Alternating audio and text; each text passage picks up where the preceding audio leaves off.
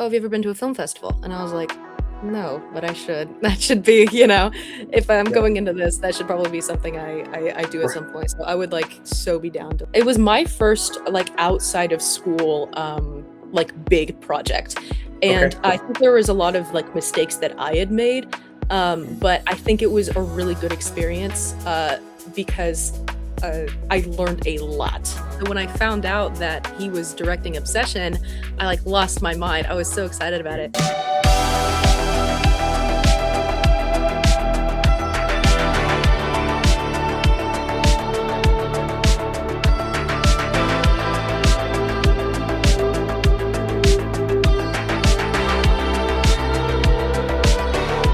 Hey, what's up, everybody? Welcome back to Beyond the Cut. Thank you guys so much for joining. This is episode 14, and today I have my friend Kaley. Kaley, would you go ahead and like to introduce yourself? Yes, hi. My name is Kaley Francis. We met in school for film, which was pretty cool. We've worked together on a couple projects, which I still haven't seen the full thing of Call since. I keep meaning to ask you about it, but yeah, I'm Oh, a okay. big film nerd over here. As I feel most people on this show probably are. Writing and directing is my thing, but yeah, I'm really excited to talk today. Yeah. So, what would you say got yourself into film and wanting Yeah. to enter into this space? Well, growing up, I was always like super into like film and movies and whatnot. I don't know what it is about like Cars 2, but that specifically was like 7 year old me was like, this is like the pinnacle of everything. Hmm. Um, but which is funny because I don't really know anything about cars. Um, but yeah, I've always like been a very creative person, and I've always thought that like I don't know, I was always like interested in it and all like the behind the scenes and whatnot, but I didn't actually intend to go into it until my sophomore year of high school. I realized that the path that I was on, I was going into like biology and zoology and whatnot. I thought it was like cool and interesting, but I wanted to Hmm. do something creative instead. um, and so I kind of really thought about what that was exactly, because I'm also like I draw, I paint and stuff like that. I'm big into like character and like creature design. um, and then I kind of really thought about it, and I was like, no, I think like film and TV is where I want to be. I want to tell stories, I want to write, I want to direct, I want to put things out there. Hmm. So yeah, so during COVID really is when I really thought about it and came to Yeah. that conclusion. And I'm so glad I did, because don't get me wrong, animals and stuff are really cool, but this is just such a field that I thrive in, and I've Yeah. met so many like cool, amazing people like John, in this program. So it's yeah, that kind of like kicked it off for me. I'm sure people have asked you this, John, but for me, what got you into all of this? I mean, I've always loved movies. Yeah, Um, yeah. No, I mean, when you say Cars, are you referring to like the Pixar movie Cars? yeah, Cars too. I Okay. don't know what it was. I take that back. I know what it was. I was a huge Tow Mater fan. I was like, Mm, this is so perfect. This guy, like, and I don't know. And so I watched a lot of movies and whatnot, but half the time I was like, Cars 2, that's all I need, yeah. I like Yeah. I like Tow Mater's shirts and all of his Tow Mater merchandise. I don't know what it Really? was about Cars 2, but I was like, hell yeah. Can I curse on the show? Yeah. Okay. I was like, hell yeah. That's perfect. No, I mean, and that's crazy That because was my for childhood me, movie. yeah, no, for me it was the original Cars. Really? Um, That's crazy. yeah, Which is yeah, arguably better than Cars 2. oh Which yeah, is so it's yeah, yeah, so it's so weird that it, like, sticks out to me so much, or stuck yeah. out to me. Well, I mean, I just think it was a different storyline than the Yeah, first and the third one. So, more no, Tomater. yeah, yeah, That's um, what it was, probably. yeah. No, I think I've always loved movies. Mhm, I think I watched the first Iron Man movie when mhm. I was 11, and that has always stood out to me. I've always loved animated TV shows. Yes, for Um, sure, oh my and god. yeah, and then I always thought that I guess I knew that I wanted to pursue a career in video production by my junior year in high school. I just didn't know what that looked like. Yeah, And I get that. when I was looking into different programs, my parents had recommended that I stay at home at least for the first year or so, as opposed to moving away Oh, because for I sure. stayed at a community college, which is Mhm. ultimately what we met. Yeah. And when I was there, I spoke to my guidance counselor, or sorry, academic advisor, and he had said because I wanted to get a bachelor's degree, Mhm. but the program I was looking at was kind of like a certificate program, Yeah. and so I didn't know that those types of workforce programs, those credit hours were non-transferable. So if I wanted to go get a Uh, bachelor's degree after the fact, it wouldn't have worked. So he mhm. recommended that I get my associates and then transfer out and go get my bachelor's somewhere Oh, for else. sure. Oh, for So sure. I think after I had decided that that was what I wanted to pursue, um, it was pretty much like my first semester. Yeah, that I felt like it was a confirming word from the Lord. And after that, I just started reaching out and did everything that I could with networking and Mhm. putting myself out there because it was incredibly uncomfortable. Yeah, But right. I feel yeah, that, I feel that. It took me a little bit to get comfortable, you know? I'm the type of person where I need to, uh like, once people know me, I'm very, like, out there and whatnot, but I have to get yeah, really comfortable in a space first, yeah, and so that yeah, first, like, year at Collin, I didn't talk to anybody, I didn't do anything other than just, like, the work, I didn't make any friends, and then I slowly was kind of like, "Okay, no, everyone here is chill," and then, yeah. I think that directing class that we were both in is when I really started, wait, was it directing? No. Yes, There's it was digital video. directing. Was it digital video? I thought it was digital. So Directing where I we, took like, that one really first. because we met in digital video, and then in directing, we actually, like, talked. Yeah, And I yeah, think that was the class that changed everything for me because everyone in that class was so cool, like, yeah, including you. yeah. And then that's when I was like, "Okay, I can, like, be myself, you know, no one's gonna freak out over that." Yeah, no, I mean, yeah. For those that don't know, Kaylee is an incredibly talented writer. She Thank you, thank you. uh, I think you and Kelly were the ones that wrote the entirety of our short film Call Sense, and it was very well done. Um, I I do need to send that to you because Yes. it's I'll, done, like, and think we were about it, and then I never yeah reach out, I always forget. yeah. So unfortunately, when this wasn't a conversation that I had had with the entirety of the group, and Mhm, part of me kind of wished that I did. Is when we were looking at the fine print of all these different film festivals, when Kevin and I were mhm, figuring it out and narrowing it down, because we narrowed it down from 10 to 4. mhm, When we were looking at the bigger ones like the Lone Star Film Festival, mhm, Austin, Dallas International, like those ones, they were very strict about not publishing it anywhere. Like it cannot be mhm, public anywhere. And so, as much as I would have totally liked to put it on YouTube immediately afterwards, mhm. um, It wasn't I doable. wanted to just send it in because if we did publicly, then we would have been automatically Yeah. disqualified for any I see, awards or that anything makes like that. sense. So, as much as I would have liked to put it out and share with everybody, It's not really I, possible. That's fair. right, right. So we had both agreed that we'll put it out, and the latest one is the Austin Film Festival, and that one is in October, November. Mhm. So hopefully after that we will publicly release it.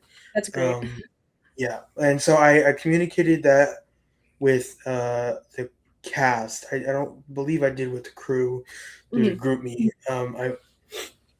I should. No, you're good. Unfortunately, It's crazy, yeah. yeah.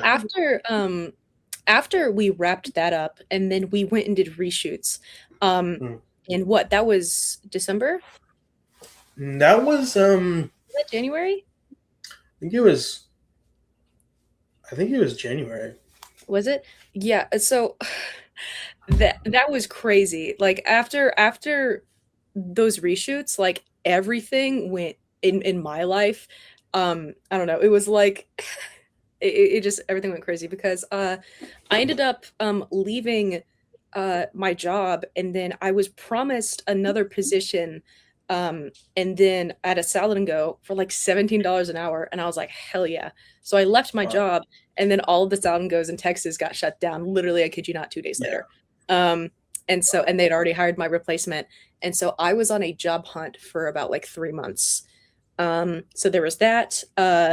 And then I went through a bunch of like, and then I was also in school, so I was in the middle of school, Yep. and then on top of that, I went through like two separate big friend breakups, Right. um, which was really hard because I felt like I was pretty close to both of these people. They Mm. were separate friend groups, uh, and they were like both within like the same week, and I was like, oh my god. Wow. And then probably the worst part, I got into a really bad car crash, Oh. and my car got totaled. Um, Oh man.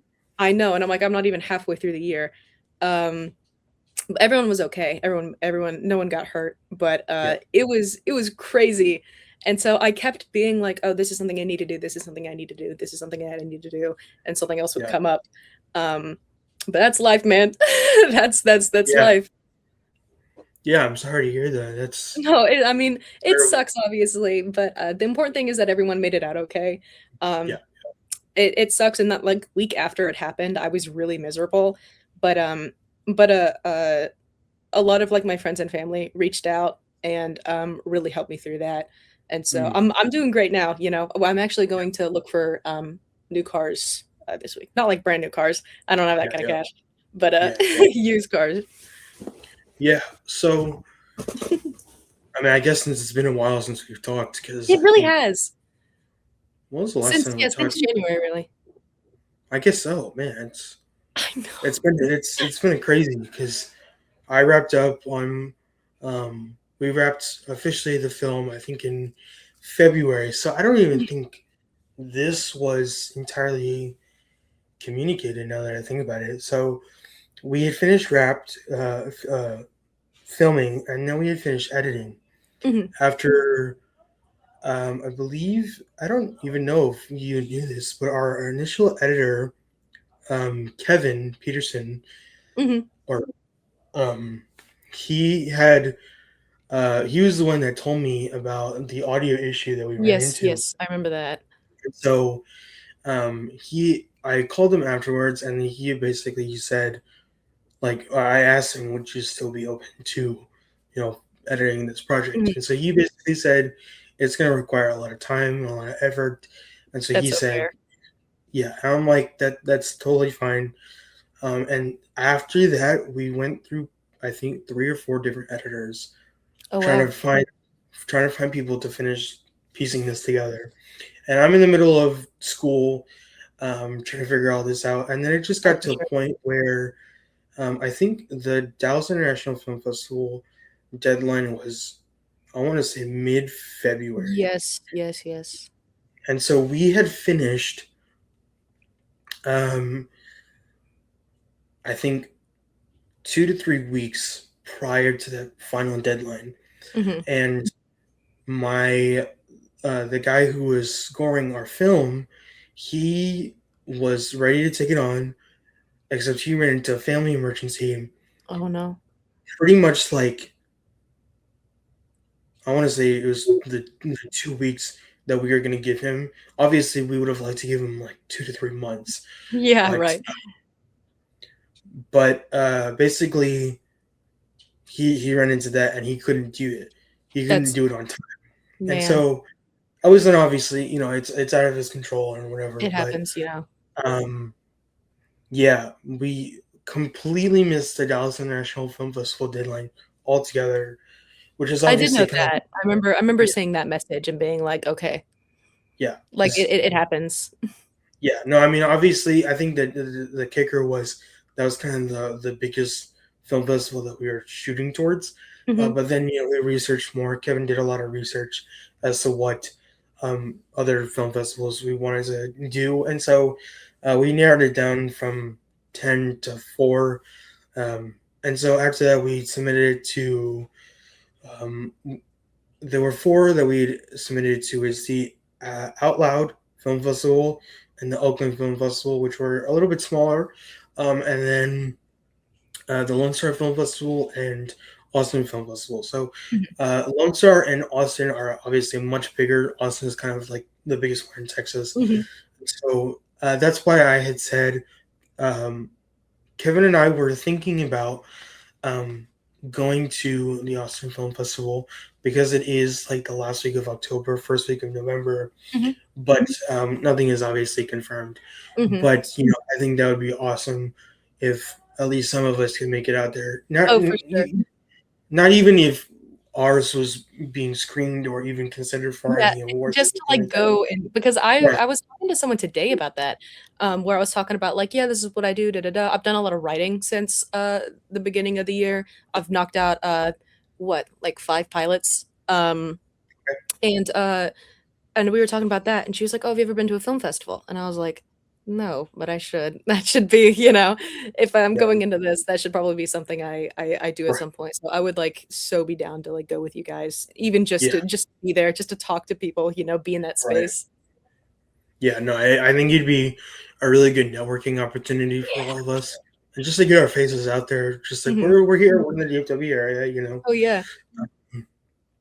But yeah, so after that, Kevin and I were talking about he was coming up with some ideas for our debut feature film, and Ooh.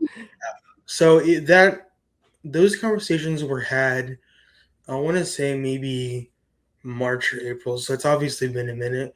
Mhm. I got caught up in school, finishing up, Yeah. and then work, and I just started my internship last week. So Oh, it's cool. definitely, yeah. So it's been a Busy. little bit busy. And Kevin started a new job a few weeks ago, so it's been a minute since we've had a minute to just talk and Yeah. see if we can start pre-production. The reason why I wanted to start it as soon as we were done with call sense is because we would have roughly about a year to work on it, and I'm like, the sooner we would start on it, the better. So he's come up with some good ideas. I definitely need to take a look back at it because this is something that I know I definitely enjoyed working with Oh, yeah. you and everybody else. And he was a lot of fun. And then It was. Kelly was I did an episode with her a while ago, and Yeah, I saw clips of it. I didn't sit down to watch the whole thing, but I saw clips of it, and every time I was like, "Oh, Kelly yeah, and John." yeah. So um, it was really good to see her, and she's doing a lot Yeah, of cool that's stuff. good. Yeah, and so I would love to sit down, but I think finding the time for all of us moving forward is something that I think I need to be intentional about, Mhm, especially kind of as I unintentionally took on a role of like the executive producer for Call Sense. mhm. And I really enjoyed that. I think if I can continue doing that and just kind of helping everybody else, Yeah. um, but also being intentional about like this is kind of what we're doing. If you'd Yes. like to stick around and help out, I because Mhm. obviously that group chat had like 25 people in it, and Yeah, and so then only what, like 10 were even really yeah, involved? yeah, and so there are definitely more people that I'd like to reach out to that Oh, are for sure. actively making Yeah. films and all that I stuff. I But also, I, the last 2 semesters, it was the semester after you graduated, um, mm, it was me and this group of, like, 5 or 6 people kind of got together, and then just, like, anytime anyone had a project, it was like, "Hey, who wants to do this? Hey, who wants to do this?" And yeah, those are some, like, really solid, really talented people, and we're actually this summer, I'm not gonna talk about it too much yeah, because we've only just started production for it, um, or pre-production, we are looking into doing, like, this little comedy mini series, mm, loosely based off of, The Recruit, okay, just like some of those same characters, but, yeah. not everybody, but a couple of those characters, Do you but, still keep in contact with those actors?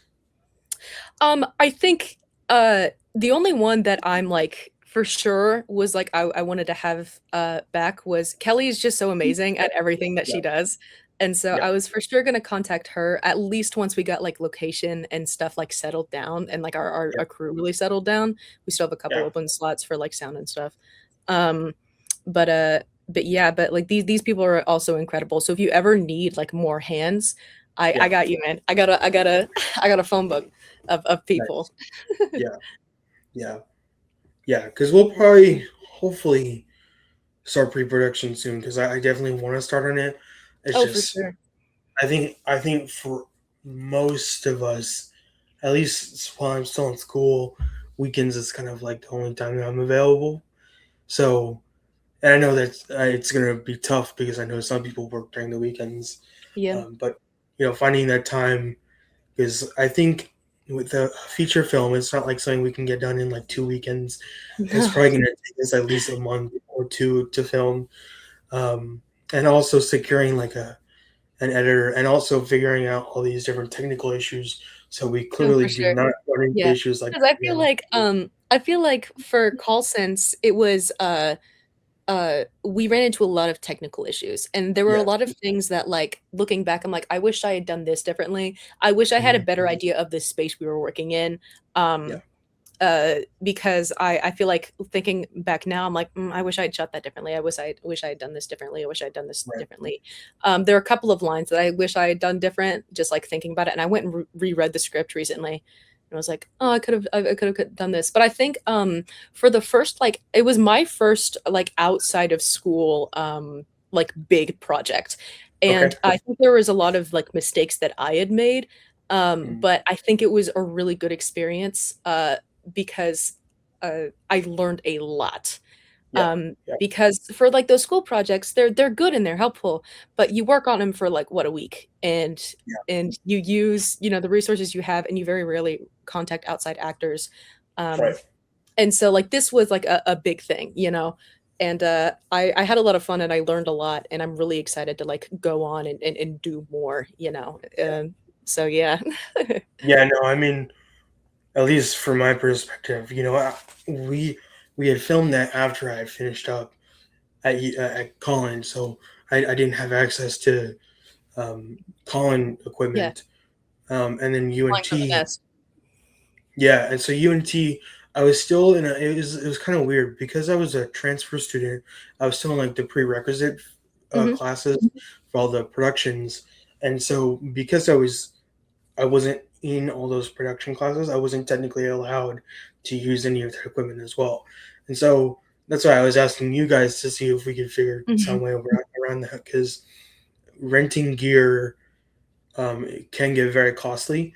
And so that's honestly why I had asked, like, can we compile a gear list and Hmm. see what everybody has, and see if we can just compile all of our resources. And then also I started investing a lot into miking equipment Hmm. and camera gear, Oh, for sure. lighting. I mean, I bought two clapper boards simply because of the issue that we Yeah, ran into. right. I know. Um, I mean, it was terrible. I But know. But I we got will through it, say that, and that's, like, the yeah, big important part of it, is you get through it and then you learn. yeah. So I think the biggest thing was when we were doing reshoots, because you were with, if I remember correctly, you were with Trey, right? Yeah, and so I think we had to actually, Kevin and I had to go back after we were done with Mike, because we had to, I don't know if you were there that day. We had to reshoot some of his scenes in the very beginning. I don't remember Yeah, what I it was was. not there for that one. Okay. I Yes. was just there for Trey. Yeah. So when we had redone that, I had bought a shotgun mic that I had just attached to my camera. And then I had bought the clapperboard, and honestly, it kind of ran perfectly. Like, we really didn't run into any technical issues. That's And great. so I'm like, okay, like let's try to do this next time. Because if we can nail down the simple things like audio and video, I mean, audio is such a big thing. That's Yeah, what that's objective our massive, film. that's massive. Yeah. So I mean, when I now that like I'm investing into my own Mhm. equipment room and whatever, I have some stuff that I'm thankful that I am able to get. And there's a lot more stuff that I need to invest into, but which is why I want to start out with coming up with a list of everything that everybody has Oh, to for see sure. like what all can we use Yeah, I know, and right? start throwing down a lot of money on Oh, yeah, rental equipment. especially since this is, like, we're funding this, like, ourselves, and so that's, Right. like, a huge thing, you know? Right. And I think also as I've been kind of running this whole thing through my production company, and um once everything that I've been doing is kind of separated by by my filmmaking and then my business, which is kind of like my creative agency. So it's kind of Mhm, separated a little bit. And so everything I've been doing with filmmaking, I've just been putting out all my projects onto my YouTube channel because it's kind of like my personal portfolio outside mhm, my website. And so it's definitely been interesting from like a producer's standpoint, learning about like how we can market this, how we can get funding.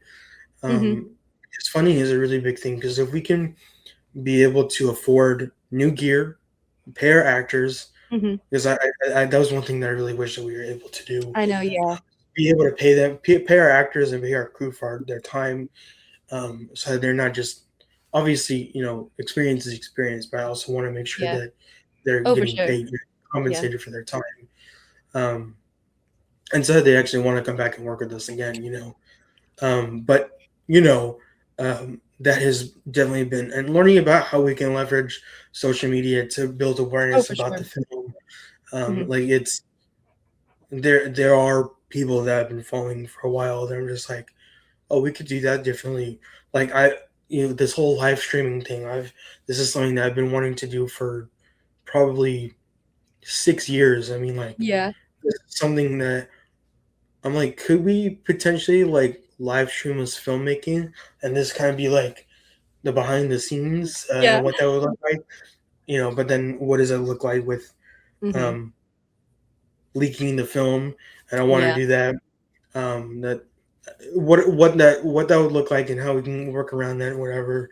But as independent filmmakers, this is kind of like the plus side of not working for a full studio. Yeah. Where Your we are creative control. exactly. So, and also like that's what I want to do.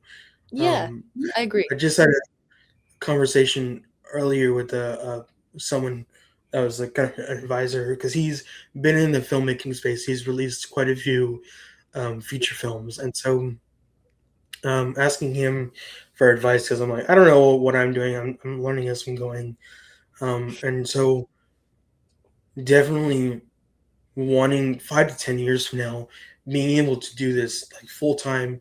This Oh, is what yeah. we're doing. Just independent filmmaking. Like we are the masters of, and we are the creative. Yeah. Like we own this, and I we know, have yeah, it's not for anyone else. right. Speaking of, like, independent filmmakers and whatnot, it's been a subject, and I have to ask, did you see, Obsession? I haven't yet.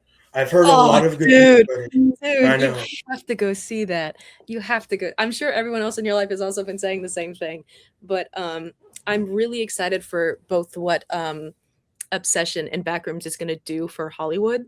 because I hope at least that it's a big wake-up call because they both made so much money, like, just in that opening week, Yeah. that, like, people wanna see these, like, new indie filmmakers, Um, people are excited about that, I thought Backrooms was, like, okay, but Mm. just the idea it was such, like, a big thing on YouTube that, like, people got really excited about it, and so I'm really excited to see, and I hope this is the case, um, like, indie YouTube filmmakers, making it bigger, uh, Yeah. because, they've been so successful, Iron Lung also, Talk to Me, Mm. mostly horror, I think, really, um Talk to Me was a couple years ago though, but I'm really excited for that. I think, the movie was great, Obsession at least, but I think I am more excited about what it means for the industry and going forward because, like, that's so perfect, Yeah. for, like, for us who are still on that, like, indie level, of everything, you know? Yeah. No, I mean I agree because if I remember correctly, the budget of Obsession was like I want to say I think it was like 10 million. Let me just look it up. It was I thought it was less than that. It was not a I, lot. I thought it was. Oh, you're right. $750,000. Yeah, and then they Yeah. made so much money off that, dude. I'm very Really? excited. I followed That's a Bad Idea, Cory Barker's like little comedy group. I'd followed them Yeah. for a while. So when I found out that he was directing Obsession, I like lost my mind. I was so excited about it. And he's already like got other things lined up and I'm like so excited to see how that goes. Yeah, I'm really looking forward to the next 5 years and seeing what that will look like film-wise, you know? Yeah. No, because I mean, a budget with $750,000, they made $250 million in box office, It's so which is crazy. crazy. Which is crazy. But then again, that's a really, like you said, it's a wake up call because we don't need massive budgets for good No, movies anymore. no. And we don't need to be throwing down $100 million Yeah. I on a project for it to do nothing yeah. in box I office. think the whole like Marvel and superhero uh like 2010 to like 2020, I think that that kind of had a big impact on like we need there to be big action, we need there to be like so much CGI, we need to throw Yeah, everything at the wall and we need this big spectacle. But I think that the biggest spectacles come from like just like a great concept, you know? yeah, Um, because I mean, I feel like most people who were fans of, pardon me, who were fans of Marvel in the beginning kind of like fell off of it because they oh started yeah, focusing more on the spectacle aspect than the story itself, you know.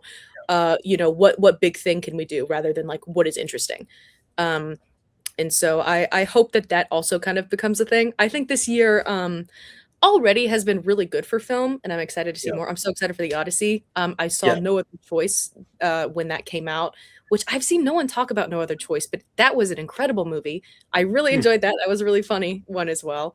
Um, so a lot of like really good concept driven films this year, and I hope that that really continues. You know. okay. Yeah, no, I mean I agree. I think that I think it's two things.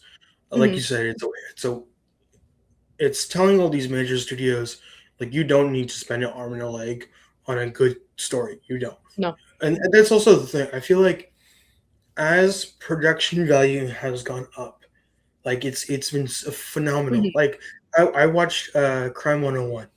Um, it wasn't on my list to watch this year, but Hmm. I was like I was at the theater. Let me just go watch something. Sure. And here's the thing: the production quality was phenomenal.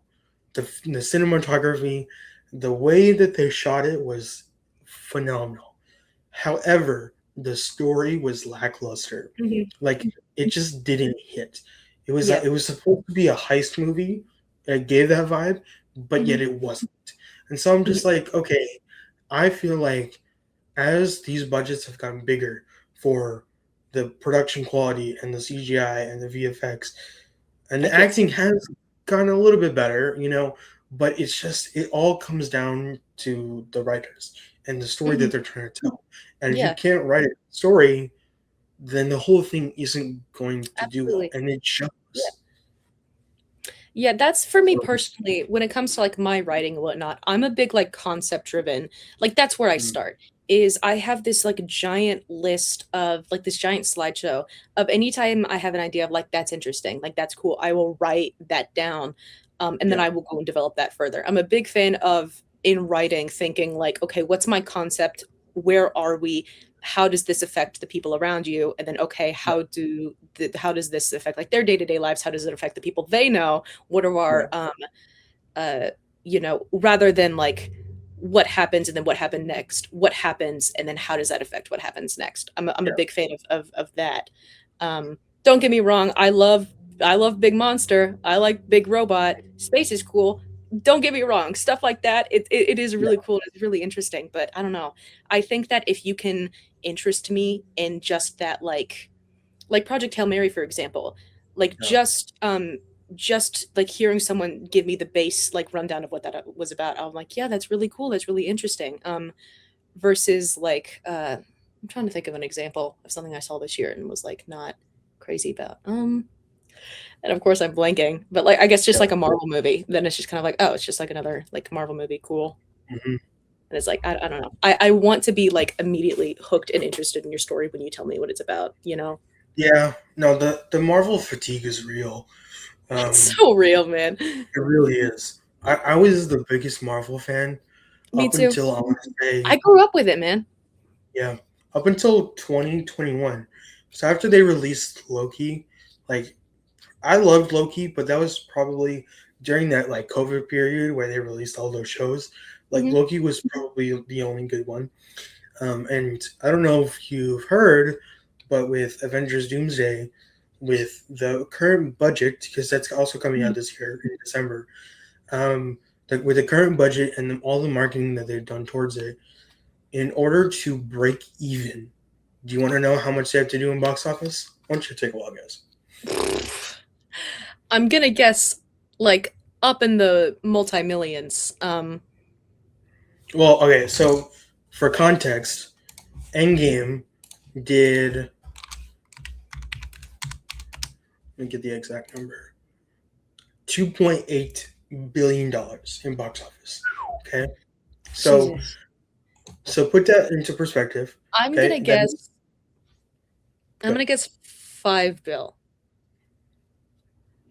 $2 billion in box office to I'm gonna break guess even. 2 billion. Billion. That's So crazy, man. they are pulling out all the stops. I mean, Mhm. if you've seen the trailers, they're bringing back Chris Evans, they're bringing back RDJ, they're bringing That in so the annoys Fantastic me, Four. man. That so annoys me. Yeah, I hate I, when they I do will that. say though, I think some of the fans wanting to see a happy ending from Mhm. Captain America, and I think that they are going to show a little bit of that. Um, but Robert Downey Jr. left a full circle legacy moment Mhm. after his character died. Yeah. It To meant a just bring lot him to the back, world. just to bring him back, when there are easily how many other capable actors I who know. could do arguably just as good as job. Now there Yeah. is only one Robert Downey Jr. Don't get me wrong, but Robert Downey Jr. is Iron Man. He will always be Tony Yeah. Stark, right? But they did it because it was a cash grab. That's all it I know. is. Because they It was know so that sad. their fan base is going to watch it.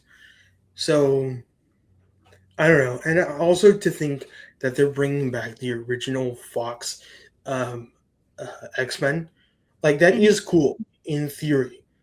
I mean, the original cast. I mean, like I'm excited, but Mhm. I mean, they're what as if they didn't bring in everybody in Endgame. I mean, they're Mhm. bringing in the Thunderbolts. They're bringing in the Mhm. Fantastic Four. They're bringing in the Wakandans. I mean, Mhm. like you're bringing in everybody. And to me personally, I watched Thunderbolts and I hated it. I hated I it didn't so even much. see Thunderbolts. Yeah, it's to me, it's not worth watching. I didn't understand the hype behind it because people were gassing it up. The entire Yeah. time it was in theaters, they were gassing it up. But I watched it and my blood was boiling the entire time because I'm just like, this is literally the Temu Avengers. Like it is Yeah. so bad.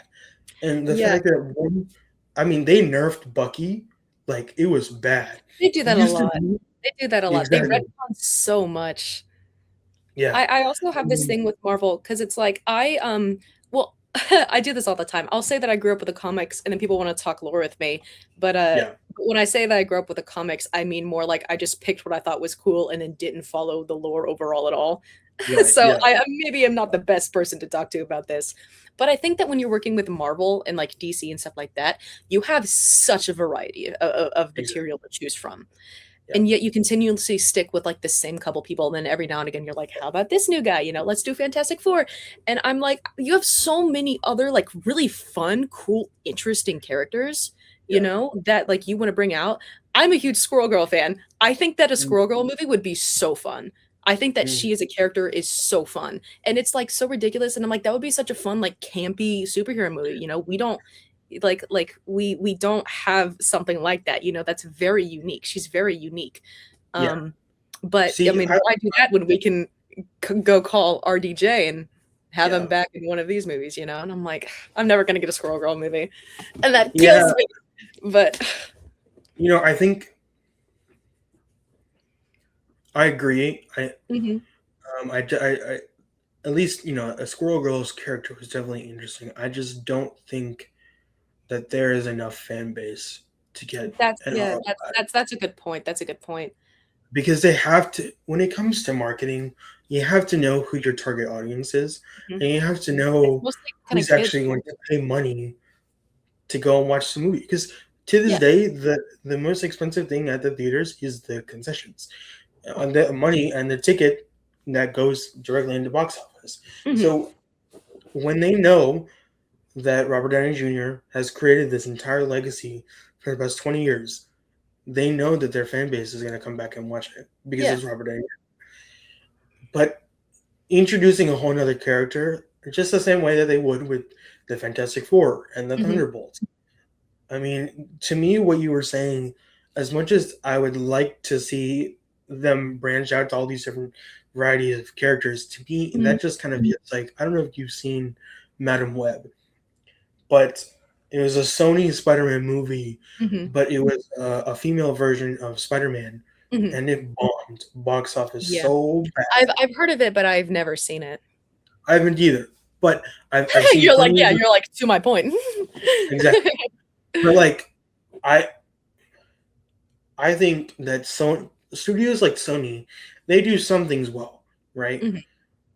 But some things they don't, right? And Yeah. so they've tried Craven the Hunter, they've tried Morbius, they've Mhm. tried Venom. I mean, I think outside of all those different types of other movies, right? Because these aren't the the the top tier characters that you Mhm. would for these superhero characters. I think Venom was the only one that actually did okay. Yeah. And so, um, as much as I'd like to see stuff like that definitely Mhm. come into play, they have That is a good to point. I didn't think really factor about that. yeah, they have to think about who's actually going to pay money to go watch it, and if they're actually going to get a return on their Mhm. investment. And Yeah. the thing is, with studios, the thing is, Tom Cruise actually said this. He said with his career, he loved making movies and he loved being able to be the very best at what he did with what he's done. However, when he came to the movies that he's made, he wanted to be the best audience experience, right? Mhm. But then he hopes that the movie would make a little bit of money, and then the studio would be able to use that money to go out and make another film, and then double X Yeah. what that movie made, and so on and so forth. So you have to think of it like that, because the original Iron Man movie, without that movie, the MCU would not exist, flat out. I mean, that movie did, I think, close to $500 million in box Mhm. office, and Yeah. that set the stage for Mhm. pretty much everything that Marvel wanted to do, roughly within the entirety of Phase One of Yeah. the Infinity Saga. Um, and that was all because with the concept of it being an independent indie film. Obviously, it Yeah, was of course. still Marvel Studios, but Yeah. John Favreau, that budget was, I want to say, less than $30 million. I mean, they 50x or 5x their investment. Like Yeah. that's a lot of money, Oh, for and sure. to take that money and invest it into like that entire Marvel legacy. I mean, that's one Oh, of for one. sure. Oh, for sure. And so, That's a dream. um, I definitely hope that there are going to be more films like that, whereas Mhm. it's those kind of one-off movies. Yeah. Um, I am definitely excited to see Clayface. That one I is was thinking definitely about that too. I've yeah. always really liked him, and because I'm such a big fan of, like, body horror, I think Mhm. that that's, like, one of my favorite types of things. I love also just, like, big body horror, practical effects. My favorite movie of all time is 1982, The Thing. Mhm. Because purely not purely, but mostly because I love the behind the scenes of that movie, and I love all the practical effects and whatnot, and like I said, I'm a huge sucker for, like, body horror, Yeah. and so I think that that direction that I hope at least that they really push and take I'm really excited for. I'm really excited. I hope they don't, pull back their punches, because it's such like an interesting. See, that's when we go back to Yeah. like concept, Yeah. like that is very interesting. Yeah. Like even to someone who hasn't really like engaged much in DC. I was more of a Marvel kid than Yeah. DC. Same. But I mean, I always, knew about it. I thought it was cool. And I'm very excited to see where that goes. Yeah. I really hope it does well. I have high hopes for that. Yeah. I think DC is in good hands now that James Gunn is kind of like the head of DC. Mhm. Um, I didn't see the new Superman because to me, Henry Cavill will always be Superman. Um, I actually I didn't see it either, but I thought Henry Cavill did fine. I think I think when it comes to Henry Cavill, I think a lot of people, because he's so like Henry Cavill, I think a lot yeah. of people like see him and are like, we need him to be our like big burly guy. But I Mhm. think he does his best work when he just gets to nerd out. I think that's when he does his best. Mhm. But I really liked David Cornsweet because I think he made a really good Clark Kent, and I think that Yeah. the most interesting aspect of Superman is the Clark Kent side, Mhm. because that's what was the interview where it was like Superman isn't his alter ego, Clark Kent is his alter ego, like Mhm. that's who Superman wants to be, is Clark Kent, Yeah. which is why I think that that's like my favorite aspect of Superman. And the older I get, the more I'm like Teen Superman over Batman, Yeah. just because I think that that's really fun and interesting. Um, Mhm. that he doesn't want this role. He wants to, go and work and be with his girlfriend. Yeah. Um, so yeah, I also think I really like the brightness of it. I think that Mhm. Superman can get dark, but I think if you want to get dark, I don't think you can pull your punches with it, Yeah. Um, which I If feel they like they want did. dark, they get Batman. One more time? If you want a dark movie, you go to Batman. You Oh, don't for do sure, Superman. for sure. Yeah. Which I actually watched the Dark Knight trilogy recently, and Mm. I feel like this is a huge hot take, but I thought it was fine. Like Mm. everyone really hypes those movies up, and I was like, yeah, I mean Christopher Nolan did good. I don't think it's his best work. I think that he Yeah. did pretty good. Obviously Heath Ledger I think was the most impressive part of those movies. Yeah. But I was like, yeah, like they were bad, you know. But I also am very picky about Batman in particular because Mm. I think that and I should throw this out there, I've not seen the Robert Pattinson the I Batman was just about to ask that. because I've been told that if I'd watched that I wouldn't think this anymore. But I feel like Batman doesn't work well live action. I think that he works better as either animated or just in that comic book form because I think that the costume is just a little too goofy. And, Mm. I think that he works better as a silent character. I think when you're Mm. voice acting and you go into that deep, low range, then it's great, Yeah. for, like, an animated thing, but whenever I'm watching, it reminds me of, fucking what's his face? Corpse Husband is what it makes me think of, and I'm like, "Alright, man." Mm. Like, I can't take it Yeah. as seriously, which is why I think he works better, we talked about, like, animated stuff, Batman the Animated Series, I grew up on Yeah. that show. I think that's, like, my Yeah. favorite version of Joker is, Mm. from that show. I think that they did so good with him. Um, but yeah, but I have been told, uh, if I watch Robert Pattinson's The Batman, I would change my mind on that, which is why I need to, because I really do like Robert Yeah. Pattinson. He's been in so Yeah. much recently too. Yeah. He's been They busy. hit almost 800 million. Yeah, yeah. I need to see that. I do like Henry Cavill though. Yeah. Yeah. So I think I kind of have like a completely different way of thinking because I saw the Batman prior to me watching the Dark Knight trilogy, and Mhm, I thought that the Batman was just okay. mhm, And then I saw the Dark Knight trilogy, and then I watched the Batman again. I was just like, oh, this is actually really well done. mhm, The way that they really play into kind of like how Bruce Wayne really is Batman.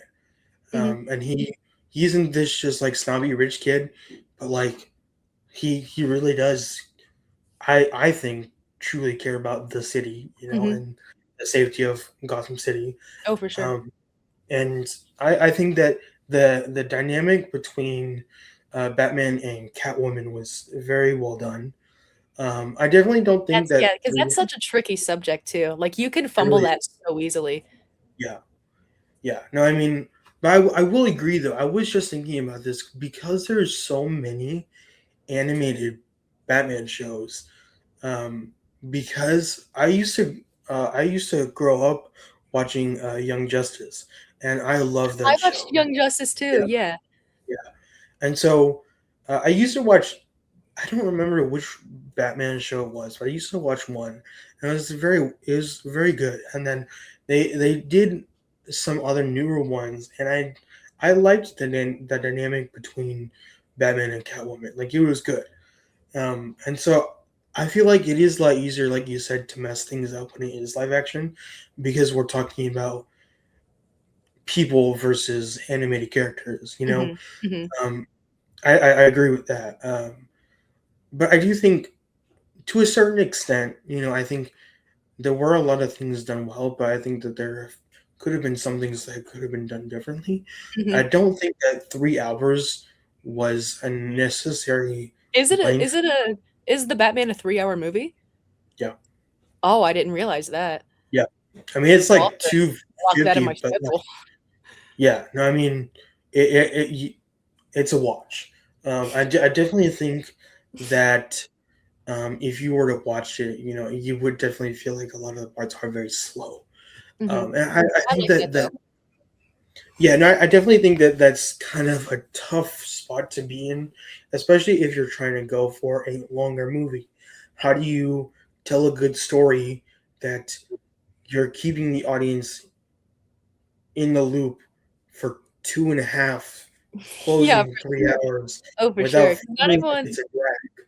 Not everyone's willing to sit still that long. I mean, I'm a fucking nerd. I'll watch a 5-hour movie. I mean, but but not your everyday, you know. That is also hard because like my parents, for example, they get home from work and they watch an hour and a half movie and then they make dinner and then they go to bed. They don't have the time, to do that. Mm, So it is something you have to factor, but also yeah, like as a film person, I'm like 3-hour movie, hell yeah. I'll find a mhm, day to do it, yeah, like I will yeah, schedule that into my time and I have to like yeah, put myself into the, like the John Doe of it all and think yeah, in terms of like your average like moviegoer yeah, who it is not like a hobby really and it's more of just like a oh yeah, yeah, I like movies, you know, yeah, no, yeah, which is really yeah, hard for me to do because I love movies if we haven't yeah, noticed, but yeah, no, not at all. Um, yeah, no, I mean, I just think that it's to tell a story that long, because, like, okay, for example, the Avatar movie, that's, right. I think, 3 hours, I think. And so the first one is so well done. It is a pioneer of its time. The Hmm. early 2000s was the perfect time to release it. To this day, it is still the highest grossing movie of all time. With I think 3.2 or 3.3 billion in box office, which is just phenomenal. Even the second one did still $3 million in box office. I think the third one they only did about 1 billion. But talk about like James Cameron kind of like cementing his legacy as the highest grossing film director of all I time. know. Like Like, that's they're insane. going to talk about that in, like, film school, and, they Right. talked about it when I took film appreciation, like, Yeah. that was brought up, and Yeah. it's crazy to, like, see that, like, our modern day, directors and think, like, yeah, like, they're gonna that this movie's gonna be taught about. Like, that's Yeah. that's so crazy. Yeah. Like, the I mean legacy of it all. I can hope that we make something like that. I Um, think we will. I think yeah. we I will. hope so. Yeah, and I mean especially with like the way okay, so I guess that kind of plays into I guess rounding it out questions, I guess. Yeah. But how do you feel about the rise of AI and the way obviously I feel like it's such a big topic when it comes to Oh, for filmmaking sure. and I have or big opinions. I have big opinions. yeah, I mean I am, sorry yeah. I interrupted you. Was that the end of the question? Yeah, no, I mean, so I've talked to, in one of my other episodes, I talked to, he was a producer of Jerry Springer. And so he was Yeah. telling me about, because I was asking him questions about AI and how it plays into the film and entertainment space. And he's just like, I don't think it's going to take over the entertainment industry, Mhm, but it is still a tool, and we can use it for the productivity and the efficiency of mhm, filmmaking. But when it comes to the actual production side, you can only use so much, because if we're using it for the actual filming, you don't need a crew, you don't need mhm, cameras, you don't need a studio, you don't need shooting locations. And then when it comes to post, if you use it for VFX or any mhm, post production work, you don't need editors, you don't need VFX artists, you don't need voice actors, you don't mhm, need any of these things, right? So my thing is, I'm all about wanting to maximize efficiency for mhm, sure. Like I think if we can streamline this and get in and out as quickly as possible, that's great. But the moment you're kind of walking the line of taking people's jobs mhm, and then taking away the creativity aspect of filmmaking, that's where I kind of draw the line. mhm. Because I think filmmaking, when it comes to creativity, that's what makes filmmaking filmmaking. Yeah, exactly. And yeah, that's the end of my question. Yeah. So, I, what are your um I have a couple of layers to this. I am very anti-AI in most aspects of life. I think that sorry, my light keeps dying. I think that in certain fields that are like non-creative fields, like your sciences and whatnot, like I understand how it can be helpful there. But I think on the first level of just being a huge like environmentalist, I think that the environmental drawbacks are devastating, not only just like to Earth and to the planet and whatnot, but to the people that live around like these big data centers. I've been following very closely like the effects of it all, and it just like the entire quality of living goes down. For these people, they don't have clean drinking water. Um, and it's really sad on that front. I also think just like as someone who is very creative, I like to consider myself an artist in more ways than one.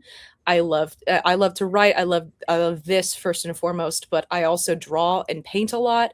I write music. There's a lot that I do, and I think that as you kind of mentioned, um, I think that art is humanity's greatest creation, and I've thought that for a very long time, and unfortunately AI just cannot replicate human experience, and whether you mean to or not, I think that there is art in everything that people do. There is a cause and effect for everything. There is a reason you have like these little routines and the little things that you do, and I think that there's art in that. I think that AI doesn't have that. And so from purely just like that perspective, and not considering anything else, I don't really like the use of AI in that. And I never really have. And then just in terms of the film industry in general, I think that one of the best parts about the industry is the collaboration, is coming together as a team to make something, to tell a yeah, story. Um, and once again, you go into like human experience and about how whether you mean to or not, you will put pieces of yourself into a project.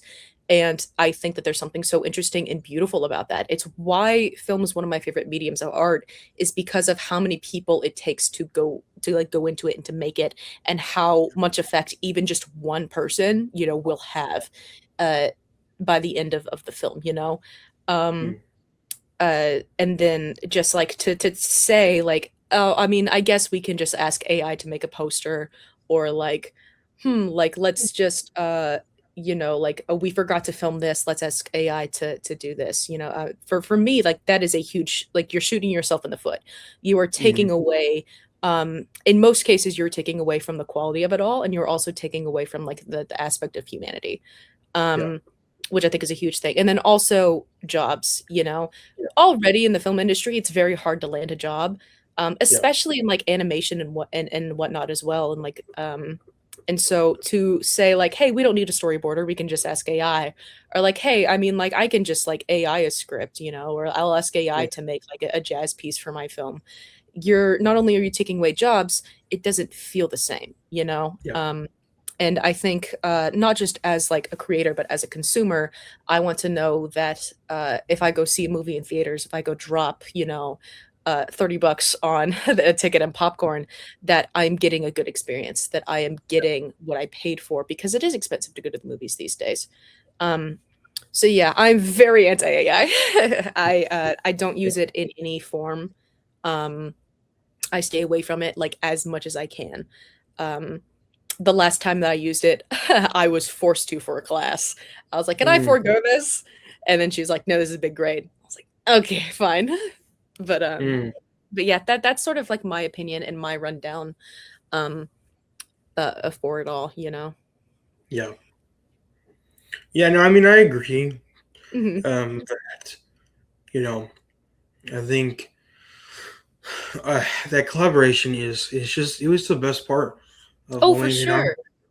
I mean, it was so much fun. Mhm. Those production days were my favorite. Um, and without that, you're kind of taking away, at least for me, like for me as like the producer of the short film that we made, there were a lot of logistics and a lot of minor details that were going into place. Mhm. And so when we were finally able to meet in person and meet each other for the first time, or meet with the actors for the first Mhm. time, and then being able to um, them being able to understand the role, be able to execute it, and then us being able to practice our directing skills or our filmmaking styles or anything like that. Like Mhm. that is what made the experience so Exactly. awesome. Like even if I like never get to watch call sins, I would still be okay because I made something and that's where my passion is Yeah, creating. yeah, And just by yeah, resorting to AI, you're missing out on so much, you know? Like it was so much fun. I so enjoyed shooting with you guys. yeah, yeah. No, I mean I agree. Um, yeah, yeah, Yeah.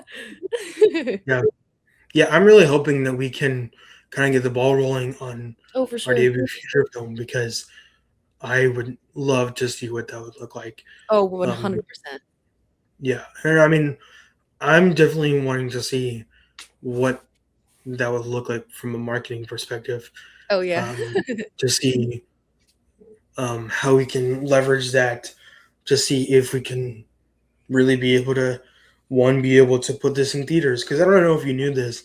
I believe I'd only told Kevin, but I had thought about um, renting out a theater to screen call signs.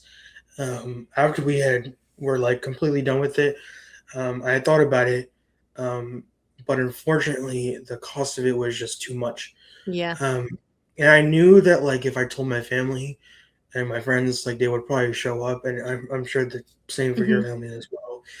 And I'm sure that we would have been able to make a pretty decent amount of money, potentially maybe break even or anything like that between Yeah. all the crew and all the cast. What that could have looked like, but it was like the initial cost of being able to rent out the venue, that was kind of straying away from that, and Fair. also realizing that we can't publicly release it. But what that would look like moving forward, Mhm.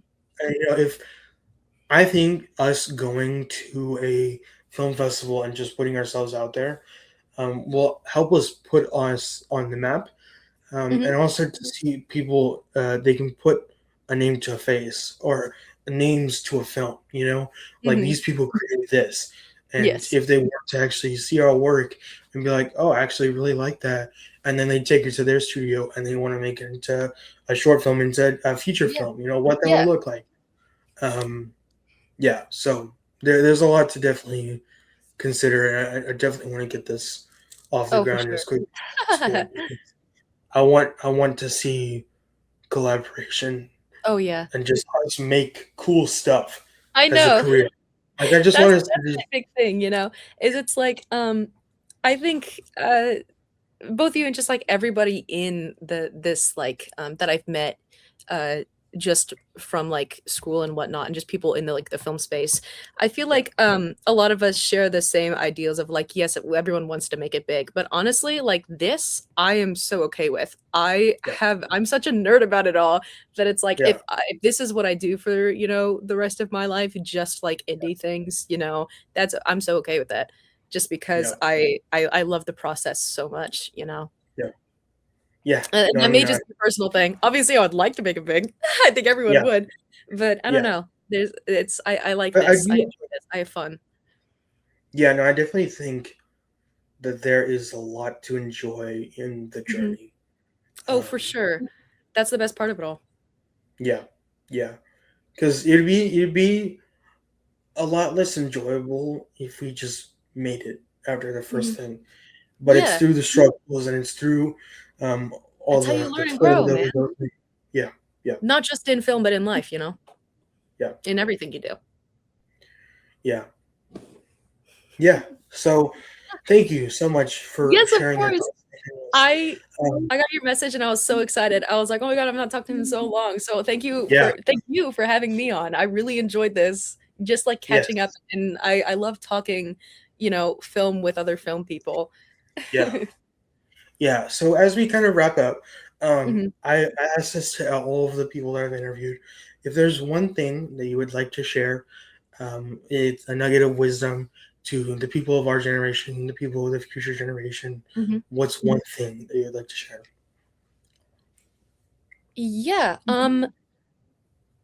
I think kind of tapping into a little bit of what I just said, and when it comes to your passions, obviously everyone wants to make it big, but I think it's very important to take that aspect out of it, not only just for like realism's sake, because I mean, I would love to make it big, but so does everyone else that I talk to, you know? The likelihood of me turning around and then doing like these big great feature films, it's honestly, in all honesty, no matter how talented I am, it purely does kind of come down to like luck, you know, and the Yeah, people that you meet and the people that you talk to.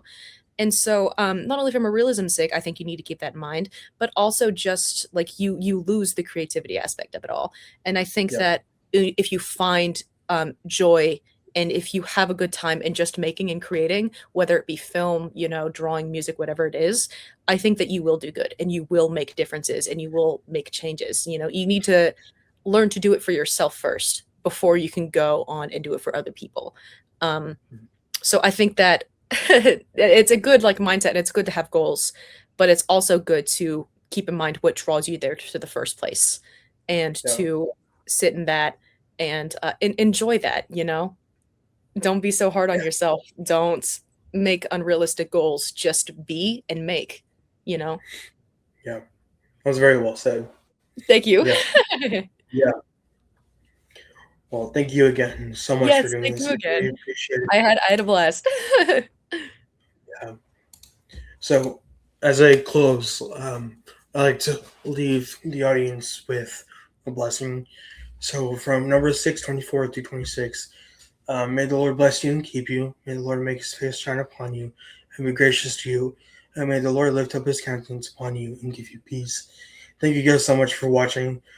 These past 14 episodes have been just an absolute blessing to be able to just sit down with people and just hear how they got to where they're at and, um, their journeys and everything that they're doing right now. It's just been an absolute blessing. So thank you guys so much for all the support. Please like and subscribe and share with your friends. Yeah, thank you guys so much for watching and have a great rest of your weekend.